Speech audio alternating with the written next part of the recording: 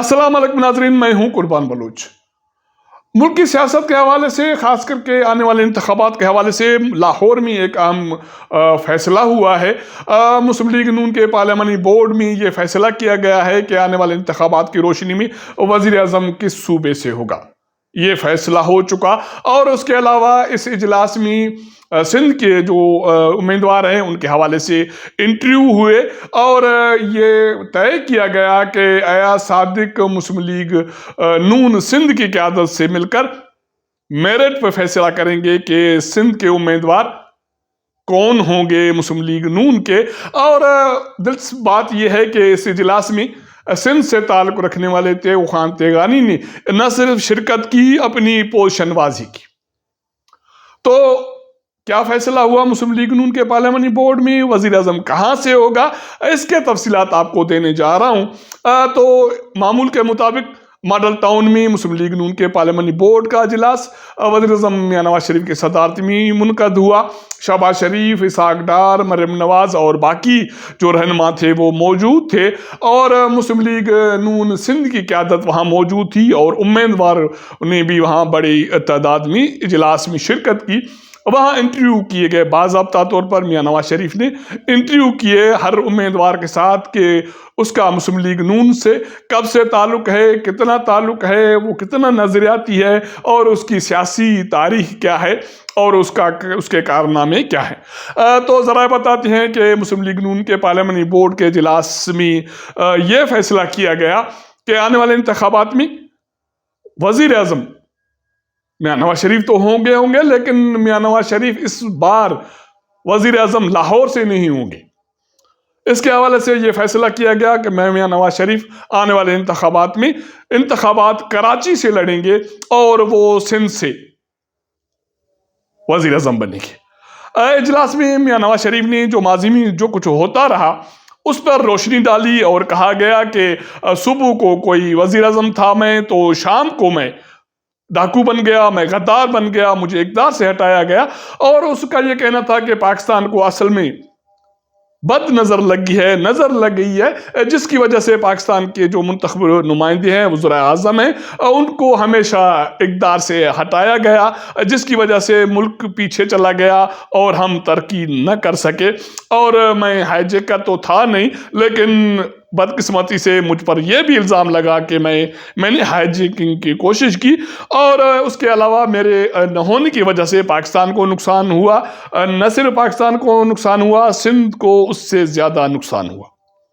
उसका ये कहना था कि कराची में मैंने अमन अमान की सूरत हाल कायम की, वहाँ बदअमनी ख़त्म की और थरकोल प्रोजेक्ट मेरा प्रोजेक्ट है, मेरी वजह से वहाँ से बिजली पैदा हुई और मेरे जाने के बाद, मेरे न होने की वजह से कराची हैदराबाद जो सड़क बनी है वो मोटरवे नहीं बन सकी और मेरे न होने की वजह से सक्खर हैदराबाद मोटरवे तामीर न हो सका। और इजलास में उन्होंने ये ऐलान किया, उसका ये दावा था कि शहबाज शरीफ और इसहाक डार आने वाले इंतखाबात की रोशनी में फंडिंग का बंदोबस्त करें कि कराची हैदराबाद जो सड़क बनी है उसको बाज़ाब्ता तौर पर मोटरवे बनाएंगे और हैदराबाद सक्खर मोटरवे की तामीर को यकीनी बनाया जाएगा। इस इजलास में ये तय हो गया, ये फैसला हो गया कि मियां नवाज शरीफ कराची से इंतखाबात लड़ेंगे और इंतखाबात की रोशनी में सिंध से वज़ीर आज़म बनेंगे। उनका ये कहना था कि सिंध के मसाइल हम हल करेंगे। ऐसे इजलास के बाद एहसान इकबाल ने ब्रीफिंग दी और उनका ये दावा था कि हम सिंध के मसाइल हल करेंगे, हम दावा नहीं करते, हम करके दिखाएंगे। अगर हमने सिंध के मसाइल हल नहीं किए, वहाँ तरक्की नहीं कराई, तो फिर चोर की सज़ा हमारी सज़ा। ये तो ऐलानात थे, दावे थे। ज़रा कहते हैं कि इस इजलास में सिंध के जो उम्मीदवारों के हवाले से ये तय किया गया कि जो पार्लियामानी बोर्ड के जो मेंबरान हैं सिंध से, सैयद शाह मोहम्मद शाह और बशीर मेमन साहब, खेलदास कोस्तानी और उसके अलावा बाकी जो मेंबरान हैं, उनके साथ साथ अयाज सादिक भी उस अब कमेटी में शामिल होंगे जो सिंध के उम्मीदवारों के हवाले से फैसले किए जाएंगे। और ये कहा गया है सिंध के उम्मीदवारों को कि मुस्लिम लीग नून सिंध के उम्मीदवारों का तयन या फैसला मेरिट पे किया जाएगा और कराची से लेकर कश्मीर तक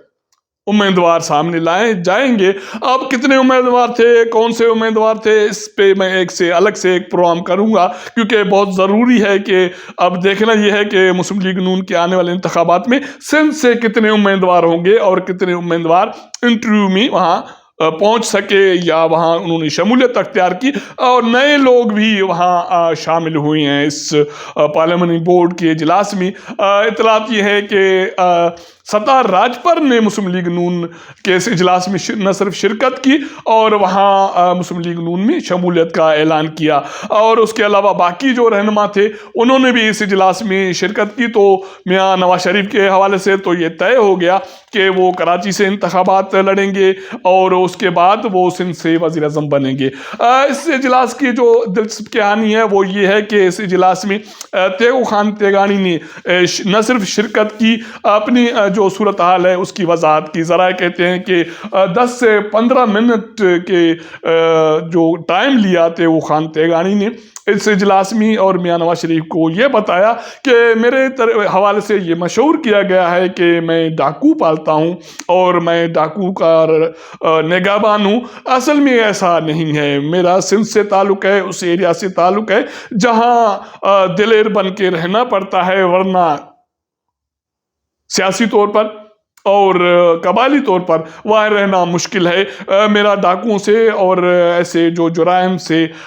جو لوگ ان کا واسطہ ہے ان سے کوئی لینا دینا نہیں، لیکن یہ بات ضرور ہے کہ میں وہاں رہتا ہوں تو اپنی بل بوتے پر، اپنی دلیری کی وجہ سے وہاں رہتا ہوں، جس کی وجہ سے میں بھی محفوظ ہوں، اور میں آنے والے انتخابات میں مسلم لیگ نون کے لیے خدمات سر انجام دوں گا، اور وہاں جو امیدوار ہوں گے ان کو پروٹیکٹ کروں گا، ان کے ساتھ مسلم لیگ نون کا جو بیانہ ہے، جو نظریہ ہے، وہ لوگوں تک پہنچاؤں گا۔ تو ذرائع کہتے ہیں کہ میاں نواز شریف نے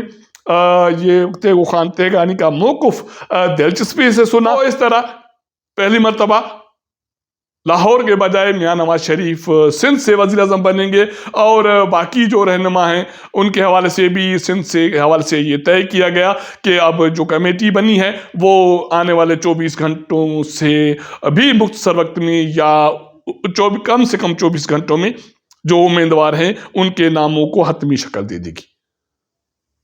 یہ مسلم لیگ نون کے سندھ کے حوالے سے فیصلے ہیں، اور اس کی دوسری قسط ہے جو باقی جو تفصیلات ہیں اگلے پروگرام میں آپ دیکھیے گا۔ اب تک اتنا۔ اگر ہمارا یہ ولاگ آپ کو پسند آئے تو اپنے دوستوں کے ساتھ ضرور شیئر کیجیے گا، اپنا فیڈ بیک دیجیے گا۔ آپ کے ساتھ ملاقات کریں گے اگلے پروگرام میں، تب تک اجازت دیجیے گا۔ اللہ حافظ۔